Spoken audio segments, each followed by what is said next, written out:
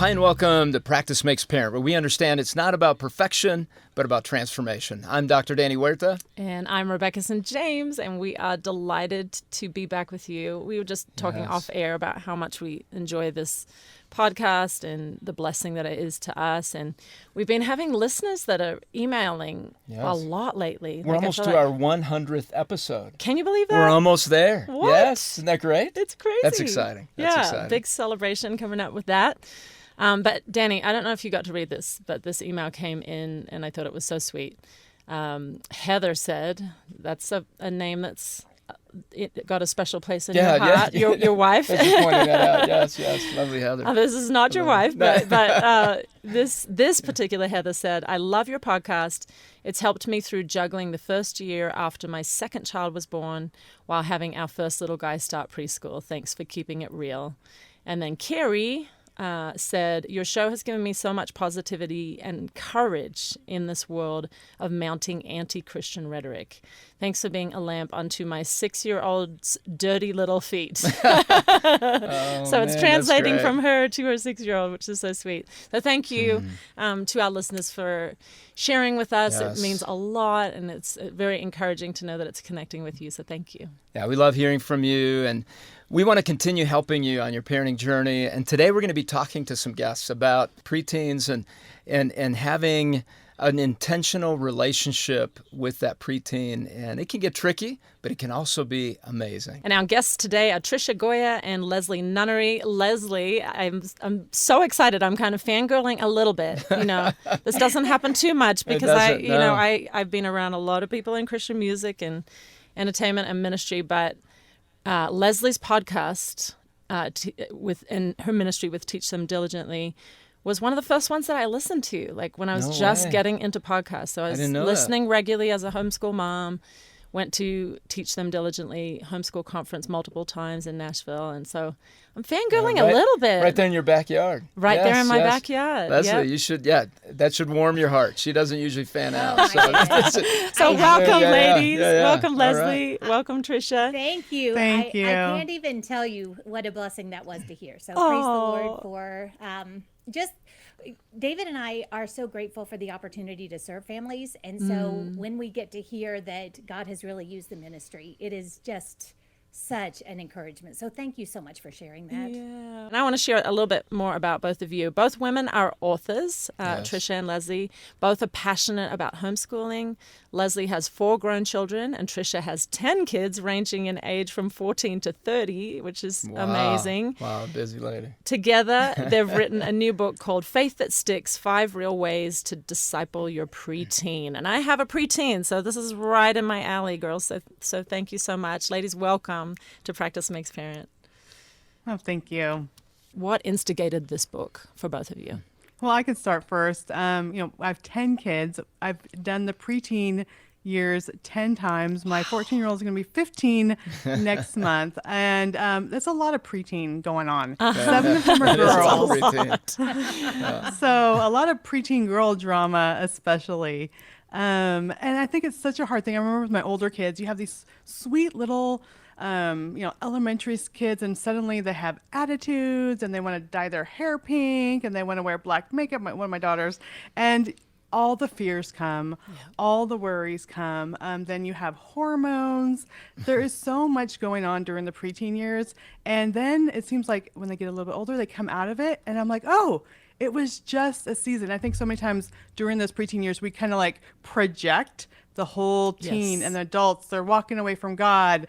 Things are going to go downhill from there. And we don't realize all the developmental changes, everything that's going on inside them trying to figure out who they are. And so my passion for this is just, I'm in the middle of it. I'm finally just getting out of the middle of it, but just helping other parents understand that it's a season and we can really connect with them during this time, really disciple them well, so we will have wonderful relationships when they're teenagers and adults. What about for you, Leslie? Yeah, actually, Tricia and I have the privilege of serving together. She speaks at Teach Them Diligently. So we have done a lot of stuff together through the years. And as we were talking a few years ago, we realized that a lot of the questions that we are asked on site at our events, Teach Them Diligently events, are about preteens. There is a lot of fear, there's a lot of uncertainty, and there's a terrible lack of resources to really direct parents on how to maximize those years. Those are amazing years, and God is doing so much just developmentally in them that as parents, if we can really seize on that time, we can give them a massive head start on building a faith that is their own, that will stick with them for the rest of their life. And so just mobilizing families to understand what's going on in their children and to take advantage of the incredible opportunity that you have during this season to disciple them, to build relationships with them, to just have fun with them. Yes. Really drives a lot of what of what the conversations were behind the scenes. And then I think Tricia would attest to this too. As we were writing it, just getting to walk through those years again, for me, because I was done. She's still doing it. I was done at the time, with preteens anyway. I still have kids. But just being able to think back and remember was a huge blessing. And there's a lot of clarity in having a rearview mirror. And so being able to look back, and the things that I wish I had known, I found out, and I'm sharing those with you. The things that I wish I had done differently, I share that because I want to leverage what God has taught me on behalf of all of those coming up and raising their preteens now. So that really was what drove the excitement behind writing the project, and the continued excitement around talking about it. I just want to know, what do parents need to know about themselves? And you were just saying right now, I would have done some things differently if I could press that rewind button. So what is it that as parents we need to understand about ourselves as our child is stepping into those preteen years? What are your thoughts on that? So many thoughts. Yeah. The first thing that really comes to mind is something that David and I heard in a Sunday school class when we were young parents. The teacher said that you teach what you know, but you reproduce who you are. Wow. And I think that understanding that we can teach our kids everything. We can teach them all this stuff, but ultimately we are reproducing who we are in our children. We are impacting them through the lives that we're living, through the way that we behave, through the way that we're growing in Christ or not, through the reactions that we show. And so I think that as parents of any stage, recognizing that platform that you have to truly reproduce who you are in them should drive us to our knees. Yes. And should make us very keenly aware of our need to be growing and changing and drawing nearer to God every day. And especially in beginning in this preteen era, you have a much bigger platform because of the development that's going on within your child to really expand on the stuff that you're modeling for them. And so it's a great opportunity, but that would be what I'd want every parent to know is you're reproducing who you are in your children as you're living life in front of them day in and day out. So take that seriously. That's great. And Tricia, this question to you. Parents enter this phase with insecurities as parents, just themselves. They're bringing certain things in. How does a parent explore those? Because preteens and teens can kind of expose them. What are your thoughts on being able to draw those out ahead of time and have awareness of what those insecurities are because they become triggers? Absolutely. And I think where we failed, just remember my preteen and teen years, I had 2 teen pregnancies. I actually had one at 15 and chose abortion, which I wish I could go back and not do that. God brought a lot of healing and forgiveness from that. I also had my oldest son when I was 17 years old. And so my fears were, I need to protect them, shelter them, like be super diligent about everything, almost to the point where I'm going to be so intense about every decision. Yeah. Yes. That they just want to have fun. They want to be kids. They are not raised in the same environment I was raised. And so all those fears, kind of what we did or what's happening in the world around us, we could kind of almost just put that burden on our children instead of just spending that time exploring God's word together, playing board games, having great conversations, spending time together. We can almost have them where they want to push away because we're so worried about them instead of realizing that God has given us a season where we could just pour into them. Because it begins with us as parents. I mean, really, I know that parents tend to think, the preteen years are coming up and there's an intimidation factor with it, and they've heard horror stories from other parents. And really, we can begin with ourselves. This is a great time to get to know what has been happening inside of us, because I love what you said, Leslie, on the you can teach them what you know, but you reproduce who you are. So good. And a lot of times we reproduce some of the louder things of who we are. Not the quieter things, but those louder things. And that can be the triggers. It can be our patterns, our habits of the way we do certain things. And we go, man, where'd that come from? Wait, that came from me. They're mirroring me, right? And so we can enter these years with self-awareness and then compassion, and that's where we'll go next. Mm-hmm. Yeah, it's interesting. So I have an 11-year-old, 7-year-old, 5-year-old. And so with our 11-year-old, I've just felt this Holy Spirit nudge to kind of slow down our lives a little, and even slow down my life a little with ministry things, because I don't want to miss this establishing time with her where I just feel like we have a really sweet, honest, connected, present to each other relationship right now, and I want to only grow that as she's moving closer to the teen years. And we did launch into the teen years, which was wonderful. Yes, all right. Let's focus on the family, and We'll talk more about that. What was that like for you guys? Oh my goodness, it was amazing. We did these kind of mother-daughter dates. We kicked it off with this kind of dressing up and going out to eat, and doing the first session together. And she would ask for it, Danny. I don't know if I ever told you that, but she would say, "Can we do launch tonight?" And I could always tell that she was wanting special mommy-daughter time. Yes. And I mean, we're talking about some full-on stuff, identity and friendships, friends influences, and, the body, and right? sexuality, all of it. Yes. But in preparing, for changes hormonally, all of it. But she was just so into it. And I think there was something about that presentness, that one-on-one time, being very kind of tuned in and sewing into kind of that just love language of time. And we're going to need to do a whole episode on this. We really right, do, Rebecca? 100%. Talk through the whole resource. And if you're watching on YouTube, we will provide you, if you say Launch in the Teen Years in the chat, we will send you a code, a special discount code just for you. So make sure you do that. You will love Launch into the Teen Years, and it's for your kids ages 8 to 12, and you get to have this intentional time with your kids about these topics. Yeah, it's such a special time. And can you speak to just any encouragement that you would give just right off the bat, tips for these parents? We've got so many parents listening that just want to be wise, that want to be intentional. That's kind of a key word with us as well about this time. If you could think of your top 2 or 3 just words of advice for parents that are in this season with their kids, what would they be, individually for you? Tricia, where would you go with that? The first thing I think of is we have to kind of enter their world Yes. and just spend that time together. Leslie and I talk about, playing Mario Kart. I'm the worst. My adult sons still laugh at me. It's fun though, yes. Because they're like, Mom, you find places to crash where you didn't even know you could crash there.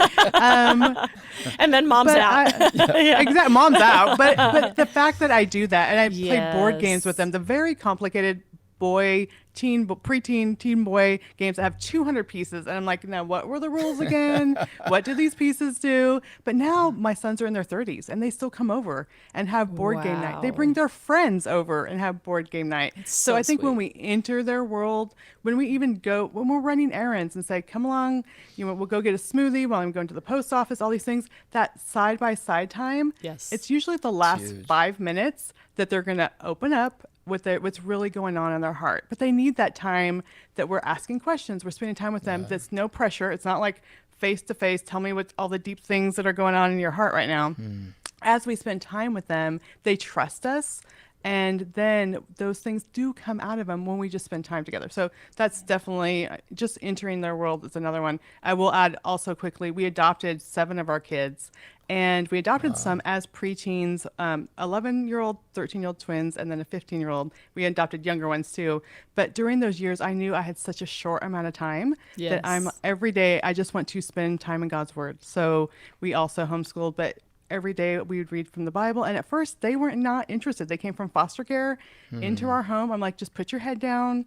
You just listen. I'm just going to read to you. After a while, they're putting their head up. They're asking questions. 2 of them are serving as missionaries in Poland. The other ones also are growing their relationships with God. And it's that time, even if it's 10 minutes a day, it didn't matter if I was getting to their other homework or math, spending that time putting God's word in their heart where they're aware we could have those conversations just changed everything about it. And I think parents are kind of afraid, or they're like, my kids are bored, or they don't want to listen. And I would just say, just speak it over them. Just say, put your head down. I will just read the Bible to you if you're not interested. But they are getting that into their hearts. And this is for both moms and dads. So dads, listen in. I mean, it's a key time for you to be involved with your kids, with your daughter, with your son. Mom's influence on the son is amazing. So be sure to engage here instead of stepping away. And maybe at times those invitations need to come from you. Actually, the majority of the time now, they switch over to you as mom or dad to say, hey, let's go to the store and let's do this. And then you begin to create the rhythms. Now, let's talk about what's happening in the brain for a child. Leslie, you tackle this one. What are those changes you were talking about? Oh, that so many changes. And as parents, we see them, but we don't know what we're dealing with. So we chalk everything up to hormones. At least I did. I'm making assumptions here, but that's kind of what you hear. You hear about the preteen hormones and all of this stuff, and that is happening. But when you understand what's going on beyond that, it's so helpful and also exciting. The 2 primary things that are happening that are really that really together give a lot of explanation for the behaviors that you're going to see within your preteen sometimes is the system that's called the limbic system, which is responsible for these bigger emotions. It's responsible for them starting to understand how they fit in society groups and starting to, the world's not all about them. So now they're like keenly aware of all this other stuff. That is developing really quickly now. So you're going to see them starting to maybe change the way that they dress because of a group of people that dress that way. Or you're going to see that their reactions are all over the stinking place. And you're like, who are you? Yeah, and Leslie, what's fascinating with that is that in a research study, pretty recent, they had nonsensical words that they put in front of kids that were under the age of 12. And certain people read them, strangers and then the parents. And they looked at the brain and how the child's brain was responding to those nonsensical words, so that it wasn't the word itself, it was the voice. And they were attuned, the brain responded to the parent's voice before 12. After 12, it responded just like it did to the parent. Now it responded to the stranger. Whoa. It shifts over at that time. That's amazing. And it's out of survival, right? It's out of, there's an environment that I need to now engage in or engage with. And the brain is naturally going there so that they can interact and go on their own. So this is a part of the development. And it doesn't mean we step out of our teen's life in that. But this is an important piece. So that's why I wanted to park there a bit, because a parent, we were talking about triggers, a parent can take that personally. Yes. And say, wait, Yes. you don't want to talk to me anymore? You don't want to be with me? And all of a sudden it exposes this insecurity in that parent that I'm not loved or I'm not enough. And I've heard parents say, I'm doing awful as a parent. My child doesn't want to listen to me, doesn't hear me. And literally the brain is shifting attentively towards this spot. Yeah. So what are some other things that are happening? You said a second one there, Leslie. Well, yeah. So, and the other thing, before I move on, the other thing about the parent's reaction in that's where I think a lot of parents start believing the lie that your child doesn't want to, have you involved in their life anymore, drop me off around the corner type of a thing. And that just couldn't be further from the truth. These kids are hungry for parent involvement. They need you to help them understand who they are and how they even wade through this. So you can't allow the enemy to take those fears and remove you from your child's life during this time. Yeah, you're that safety boat that they can come back to in the rough waters. Right? They're going to go out and explore, and then they can come back to that boat. And you you need to have that light on, that beacon. I'm still here. I still love you. I want to be with you. Come on back. It's gotten a little rough out there. Come on back, right? And it's just being available and being attuned and attentive and validating and approaching them, being able to notice, hey, are you okay? Asking that question. How you doing? Yeah. I've noticed this or that. And very, very good point, Leslie. Yeah. So at the same time that their emotions are getting bigger, they're getting more erratic in the way that they respond to things.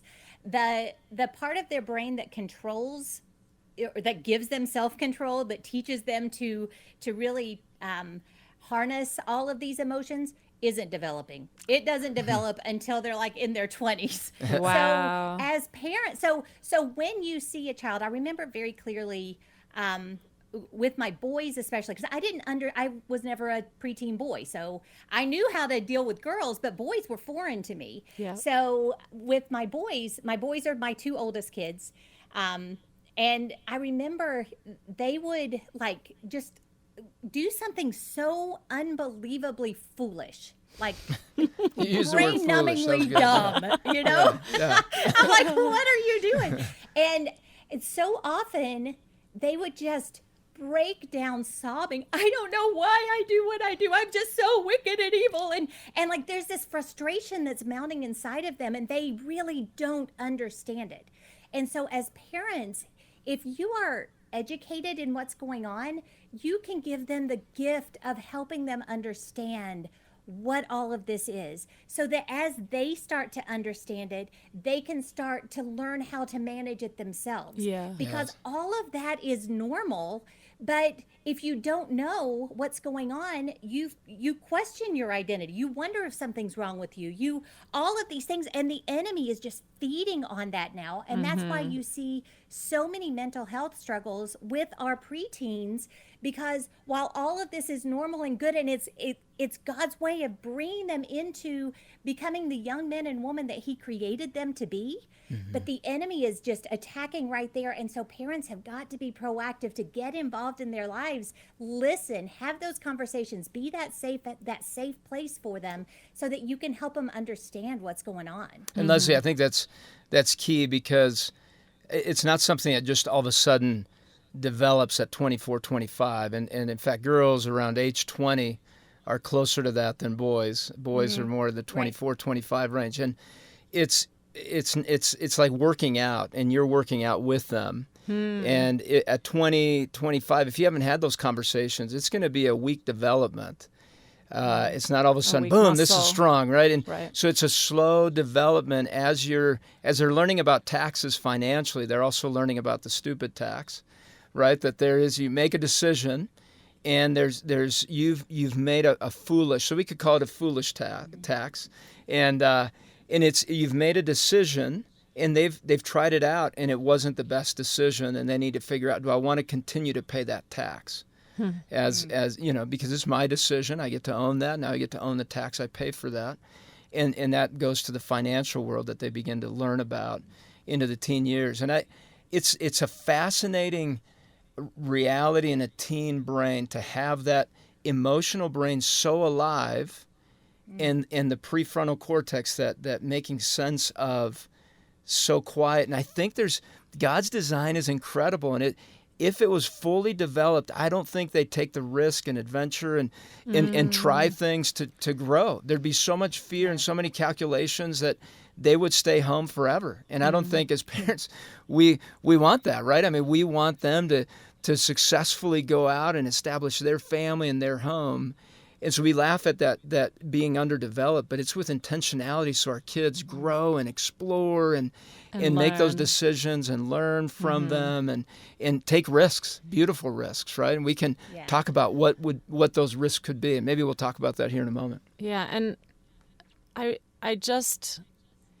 think this is a time where we can freak out easily. We've spoken to the fear that we can all feel, and I think if we know that all of this developmentally is going on, we can settle down a little bit as parents and not be so reactive, because they respond too to if we're in fear and fight or flight as a parent.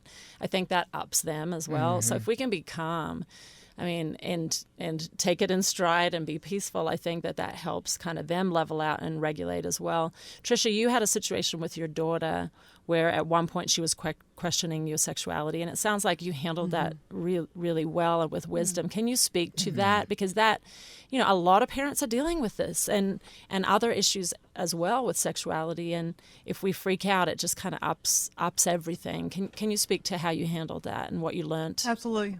And just knowing that kids are hearing it everywhere. And one of my daughters came up, and one day we were just in the kitchen, I'm making dinner, and she came up and told me, she goes, "Mom, I think I'm bisexual." And I'm like, "No, you're not."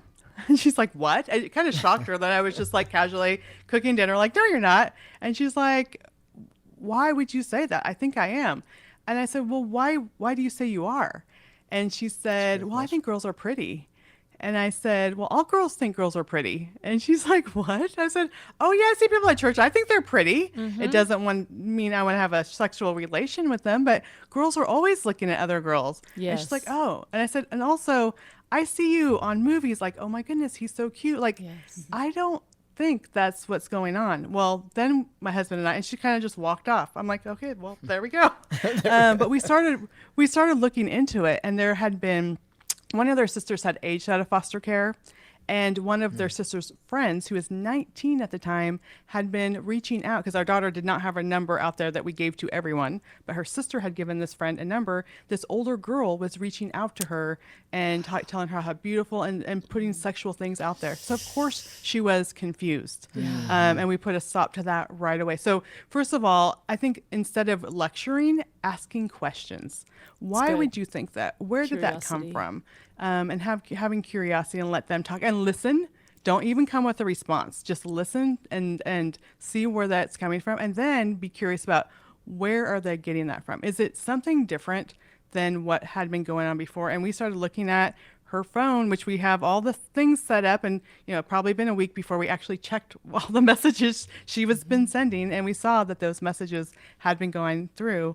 And so there are things going on in our kids' lives, and I think that was maybe her way of wanting to alert us that something was going on. We may not even think that. We may think that our kids want to argue with us or want to bring things up to confront us. Maybe they're just alerting us so that we can step in and be a parent when they don't know how to handle that situation. Well, and I love that you were so in tune. Like you were so present, and you were in tune, and you were curious, and you kind of chased, okay, this is coming from somewhere. Where is the root? And that, I feel like, is a challenge for all of us.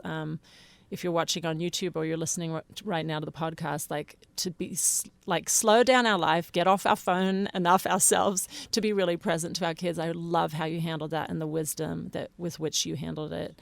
Well done. And it was interesting. I'll add this too, because a couple of years later, her younger sister, in the car, we were coming home from, I don't know, co-op, or I don't know where we're coming home from, and her younger sister says, "I think I'm bisexual." And that older daughter says, "No, you're not. All girls think girls are pretty." And she was talking to her, and I'm like, "Oh my goodness!" Wow. So that was a How moment where beautiful. that she was able to pass that on That to her wisdom. sister. Oh, that's so amazing. Because it made sense to her. Yeah. Right? It made made sense to absolute her. sense. And that you're saying slow to speak and quick to listen. And Yes, that very. curiosity is something we talk about on the show, Yep. of figuring out what is really behind that. And sometimes that takes time. It takes patience. It takes you settling your own emotions, as you were talking about the freak out, being aware of those emotions and how that can influence the moment of communication. If you can calm down and make it more matter of fact and say, "Hey, tell me more. Tell me more." I love that. And it's something that we need to be reminded of, as you said, all the time, as we're understanding that in the preteen years, there's so many new things coming up, but there's so many new pressures coming up that they don't know how to handle, or new messages coming their way that they don't know how to make sense of. And you gave her a message that she could carry with her, because she's going, "Wait, that absolutely makes sense in my life, and now I'm going to impart that and bring some knowledge." They want to be able to teach other people things that they're learning. So those are other questions we can be asking them. What is it that you're learning? Teach me. help me Well, you're drawing them out. learn your life, what you're learning. If they're learning a new skill, as you were doing Super Mario, you're saying, I want to come alongside you and experience those new things you're learning. Leslie, you had a situation with your daughter with volleyball. Can you share about that story and how you handled that? So my youngest daughter, she's the youngest of four, all played different sports. So she had a lot of opportunity to train early. I'm going to lead with that. Yep. But she was just really, really good. And when she was in middle school, playing on the middle school team, she was exceptionally good because she'd been training with her older sister and older brothers. And, she had a lot of opportunity to really grow beyond what you would expect a middle school volleyball player. So she got all kinds of accolades, and every coach noticed her, and the referees were, everything was showered upon her. And then in her seventh grade season, I believe it was her seventh grade season, she was in warm-ups mid-season, and a really freak accident happened. She broke her finger, and it ended her season. And she was just devastated, which I thought was because volleyball was over. Like, she was so disappointed, and she hated to let her team down and all this stuff. But that wasn't it. And actually, I'll tell you what it was here in just a second, but a lot of times what we think is driving their reactions isn't it at all. Yeah. And that's why it's so important to get in there and ask them questions, because they are going through things very differently than we can remember going through them. Like, as they're developing, they look at things differently. What it was for Lila, what really, really devastated her so much, was that to her, she was the good volleyball player. That was her identity. And when that was ripped away, she had no idea what she was anymore. Who am I if I am not this? Yeah. Which, honestly, that was like a 12-year-old girl feeling that way, which is just stunning to me. But I didn't know a lot of what was going on until she was probably 15, 16 years old, and she told me. Through that time, when volleyball got ripped away, God just wrapped his arms around her, and she started digging deeper into who she was. And she came out the other side recognizing that volleyball can come and go. Yeah, but so important. This is who I am, and this is my mission here on earth. And it's been incredible to watch that child grow and lead, and how God is already using her. She just started college this week. Wow. So there's some reason for the tears too, of like, oh my girl. Oh my goodness. It's amazing. And she is just, she brings joy into every room that she enters, because you can just tell that she is growing and that she loves God and she loves people. Yeah. And God used that moment in her life to fundamentally change where she got her identity. You could have tried to teach her for years that lesson, but it was one that she needed to go through, and you guys were right there with her. She did that. What is she studying? She's elementary education. Oh, excellent. Invest in the lives of kids. It's beautiful. And Tricia, we're talking about faith formation. This is a story of faith formation in your daughter, Leslie. So Tricia, talk about how can we help our preteens go into that intentional growth in their faith during this time? Because that's what the book's about. This is that faith formation. How do you prepare them into the preteen years, and what does that look like during the preteen years? Absolutely. Well, we talk about Bible reading, we talk about prayer, those are pretty obvious. Conversations, having really good conversations with them, and then time together, building family traditions. But one thing that people often don't think about is service and really serving other people, whether it is church. We did children's church for many years, and we would dress up and act out the Bible stories, and our preteens were in there either putting costumes on or helping with the lights. I also did a teen mom support group for many years, and they were babysitting. We were serving the teen moms, and And when they can see that they are valuable in God's kingdom, like God has a purpose for them in his kingdom. It's just not about what is my purpose. It's not just what can I get, what can I achieve, but who God created me to be. And I remember one of our daughters, Florentina, she was always been so good with kids. And I would say, like, you're like a Miss Frizzle. Like, kids just adore you. And she's like, Mom, I'm going to be a music producer. Like, the girl sings off key. She doesn't play any instruments. But I guess when she was a preteen, that sounded really cool for her to be a music producer. I'm like, I can't even see that, where it's coming from. But years later, when she had this opportunity to go to Poland and serve kids in a preschool, she's like, Mom, remember how you told me that I am like Miss Frizzle? And every time we served together, how the kids just love spending time with me, and I was able to teach them so well. And so us getting out in the community, serving, pouring into other people, seeing the needs of this world, either whether it's our local community, mission trips, letting them see that God has a plan and a purpose for them and his kingdom really makes a big difference. It's not just about who we can become, but who God has created us to be for his glory. And I think that is so important. So service is another one that we talk about. That's fantastic. Yeah, I'm trying to get have an opportunity to take Gemma on a missions trip this next year. You know, she's turning 12 in February, and I think that's an incredible part because you can, like you said, see your child starting to see their role in the kingdom of God, that they can really make a difference. So we're going to move in a second to the Q&A part of our podcast, and we'd love you guys to speak into one of our listeners' questions.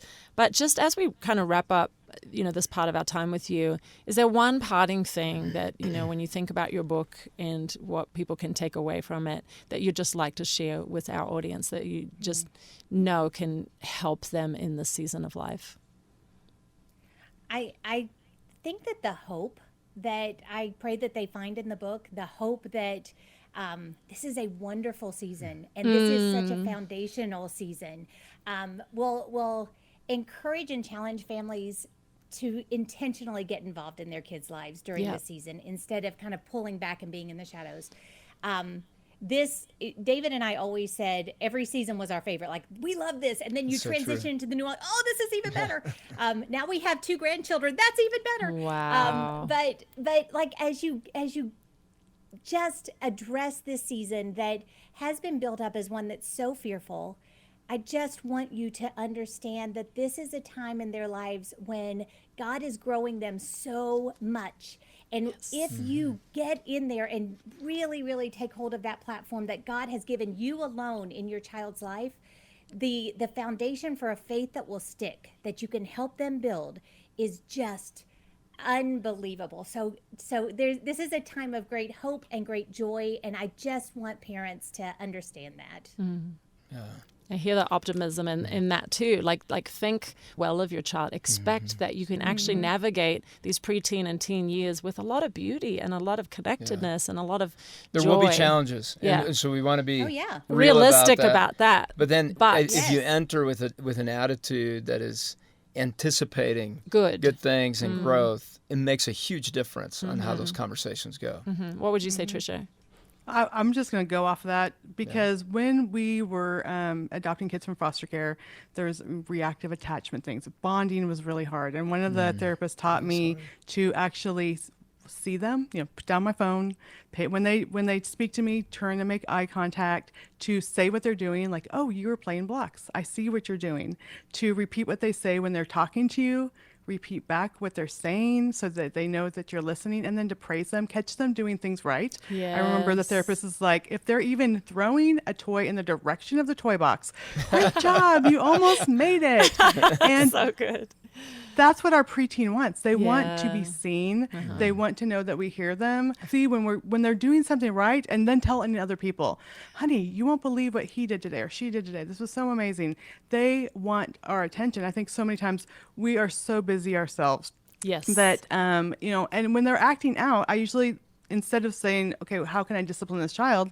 I think this child needs some attention. I think they need some praise. I think we need to spend time together and seeing it as a cry for help instead of immediately jumping to taking away their phone or no video games tonight or the things that we jump to discipline. Instead, think about that connection and how can we connect with this child. Because like Leslie said, the greatest thing is having adult kids who want to spend time with you, who love coming over, who really takes that focus. And the preteen years drawing near instead of giving them reason to push away. Yeah, and I don't want So any good. misinterpretation of that. It doesn't mean connection without any guidance. And Tricia, you sound like a very intentional, very warm guider of your kids. You're present with them. You understand them. You understand the different temperaments, different histories each child brings. And through that lens, you're guiding them intentionally. Man, it's been a great conversation. Love it. So much Yep. wisdom. Thank you so much, ladies, for that. So we want to invite you into this Q&A. This is an email from Becca. She says, "Hi, Danny and Rebecca. I love your show and listen regularly. I'm hoping you can give me some guidance or anything to help me with my 11-year-old son. He's a wonderful boy with a beautiful heart, but he is very strong-willed and has an extremely argumentative attitude. We have the issue of blatant disrespect mixed in there as well, ignoring me or simply just disregarding what I say. The biggest battle is the continuous arguing and uncooperative attitude. He literally disputes everything his father or I say, always having the last word. We've talked to him about the importance of respect and a cooperative attitude, referencing scripture. He says he understands, but it continues to be a daily battle. It's never just an okay, mom. We have disciplined him, taken away privileges, etc., but nothing seems to make a difference. I'm so exhausted from the daily fight. I feel defeated, ready to just give up. How can I rid my son of this argumentative spirit? Help, in all caps." All caps, yes. I think I Sounds might defer intense. to the experts here. Yeah. What do you guys What think? do you guys think? I will jump in really quick. One of the things my mother-in-law told me about strong will is if you get them pointed in the right direction, then they will never sway from it. And that was really helpful because my husband was very strong-willed and was in the military and never wandered and did all the things that often happens in the military. And that helped me with some of my kids. But we have that right now. Like I'm an expert because I'm an expert of people saying bruh and turning and walking away. I'm like, even this morning, did you hear what I said? I nodded. This is like daily in my life. And so for me, I take a deep breath and I remember that this is a season. This is a season. For some reason, my husband is able to talk with him. I don't know if it's man to man, guy to guy, where I'll say, okay, let's talk about it and let my husband kind of speak into him. And it's going to happen the next day. But he is growing, and I know that that frontal lobe, it does take time to develop. I pray for the frontal lobe every single day. But we're going to keep reading God's word. We're going to keep talking about respect. And then also looking at what influences may be in their life, what they're getting this for. But also the strong will, if we can get it pointed in the right direction, can benefit them through life. So that's just some thoughts. I don't have the answer. I'm literally living through it. My youngest is a boy, and I probably hear bruh many times a day from that. What would you say, Well, Leslie? one thing I would add to that is so often as parents, we are tempted to just start snipping at the fruit that we see. We see this reaction, we see this response, and we're just dealing with all of this stuff rather than taking the time to go for what's at the root of that. What's Yes. really the heart of what's going on there? Because if we can get to that and we can start parenting to that rather than just paying attention to all the stuff that we can see, then you're really going to start teaching your child, if he is strong-willed, God can use that tremendously. But you've got to get down to the heart of that and help him start to understand how to corral that. He has to understand what's appropriate and what isn't. I remember having a lot of conversations with my boys about a season of life. I know you're turning into a man and you're going to lead your home and you're going to be amazing at that. But right now, I'm your mom, and you still have to honor and obey me. And David was a huge help in that. I think it's hard to underestimate the importance of dad coming in and supporting mom, backing up mom. And I think that that's even more with boys because there is that man to man thing. And guys are naturally, they are morphing into men. So they are naturally going to be flexing those man muscles and that man leadership.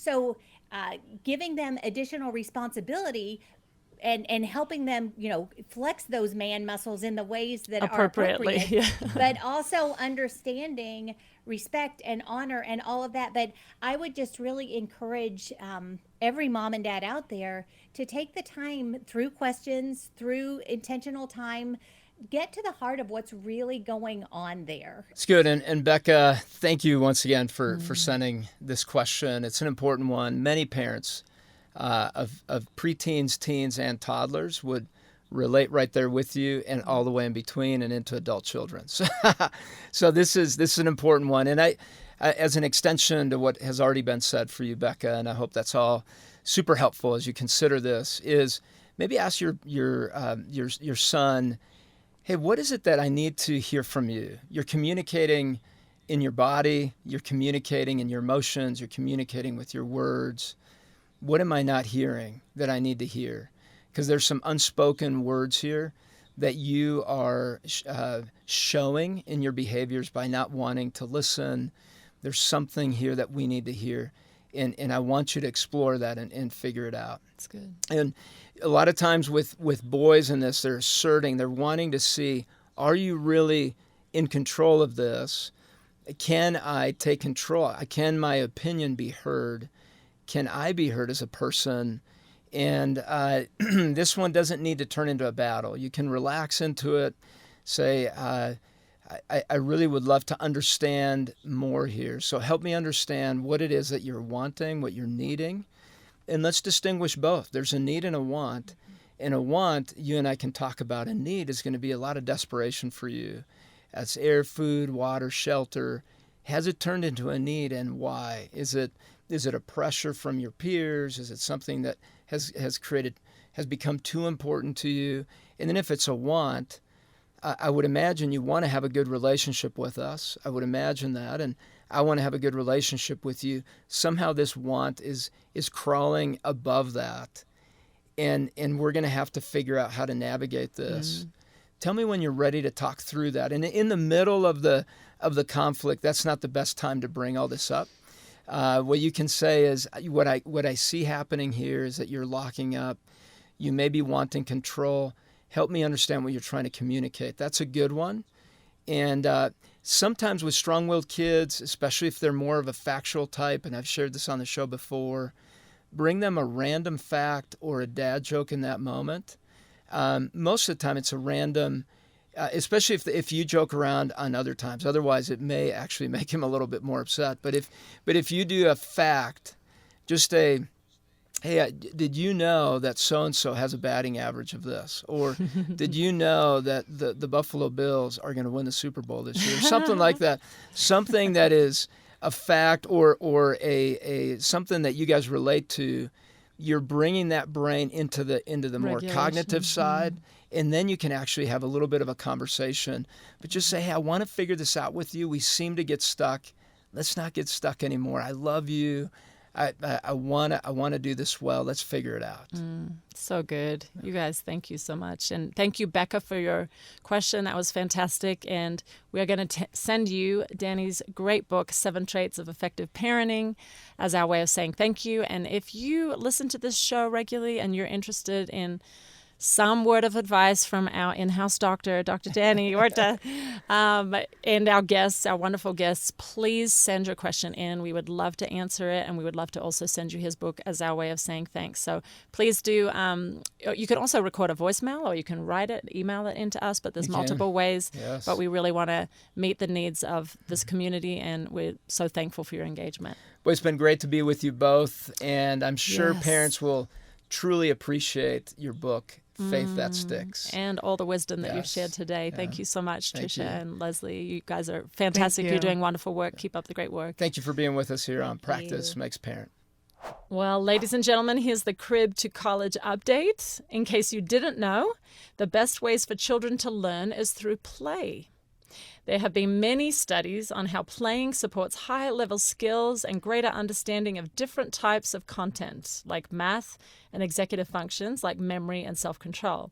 It builds brain connections, and combined with sufficient nutrition, play learning prepares kids for the demands of school by helping build skills of communication and collaboration. For example, when kids pretend to play house together, they all take on different roles: dad, mom, child. And through that play, they're learning negotiation. As they look for things to incorporate in their pretend world, they're working that creative innovation function. When rules are questioned, they're practicing their critical thinking skills.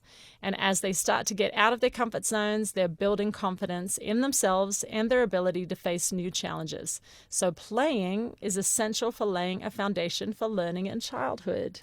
Makes Love absolute it. sense. It sure I love does. it. Sounds fun. It It sounds does. fun.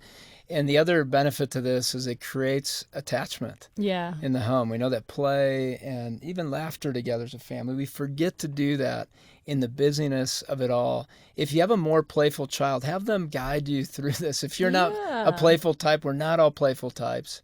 If you have that personality in your home, that temperament in one of your children, have them become the leader of what this could look like as you're learning together. And man, this can be a fun thing for a family to do. Mm-hmm. So next week, we have a neuroscientist on the podcast. We're getting so Exciting. fancy around here. Dr. Andrea LaFountain is going to guide us on the psychological and scriptural principles of teaching our children how to love God. Oh, and that might sound intimidating, but it's amazing. Dr. LaFountain is going to break it down for you guys. She is very practical and very knowledgeable. And she has a cool accent. She has a very cool accent as well. Tune in. And so make sure you tune in. Let your friends know, your family, your church, your small group, and share the link with them. Invite them into this community of parents and let them know what's coming up next. This is going to be an exciting one for them to join us on. And until then, I'm Dr. Danny Huerta. And I'm Rebecca St. James. Join us next week for more tips for transforming your parenting on Practice Makes Parent.